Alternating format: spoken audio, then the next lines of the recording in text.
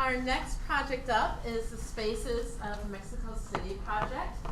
For this project, we actually are going to get a talk from Jeffrey Moro, who's a senior post-bac in residence at Five College Digital Humanities.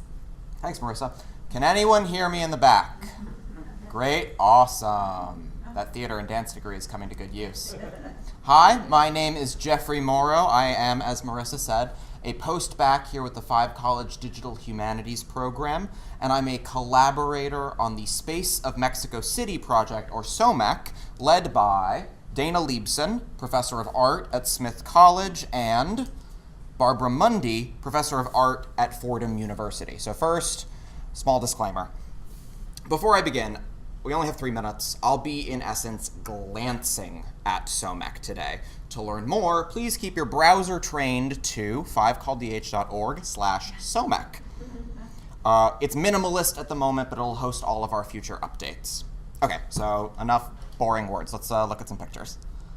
So this is an early photograph of the Metropolitan Cathedral in Mexico City.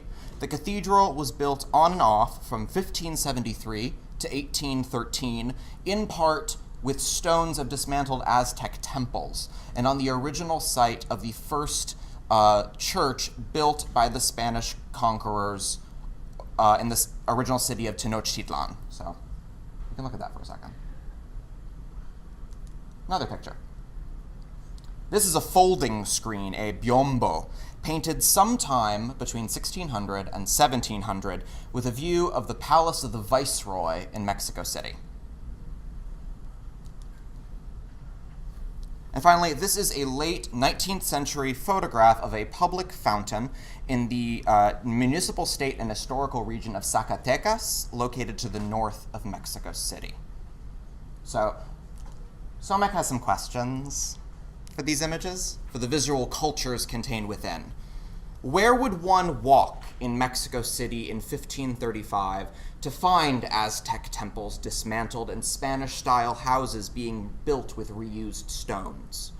In the summer of 1692, after rioting crowds in the city's central plaza burned down the palace of the Viceroy, where might an indigenous woman from outside the city have gone to sell her flowers?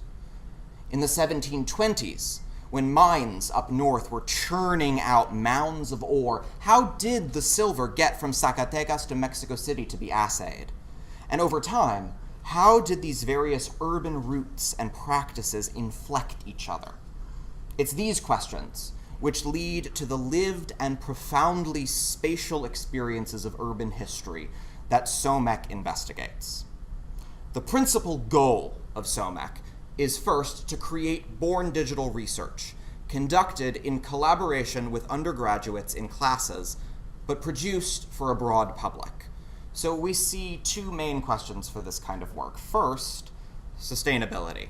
How do we keep born digital work alive in a time of tectonic technological shift? And second, how do we integrate the practice of producing that work into our curricula?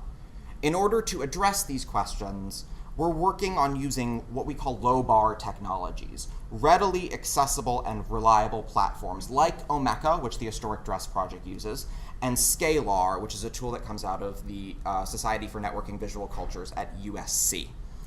They're 2 open source presentation and exhibition platforms that during a seminar this coming semester in the spring, we're going to be having students experimenting with it head on. In Dana LEIBSOHN's words, we're putting them into a death cage match together.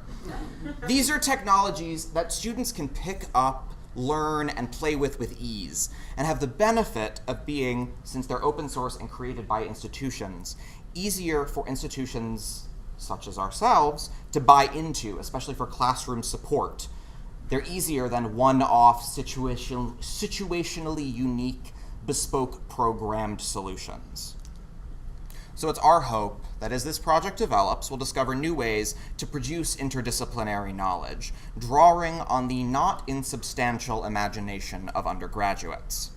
This is work that we hope will be historically substantive, visually compelling, and technologically sustainable. Here's our website. Thank you.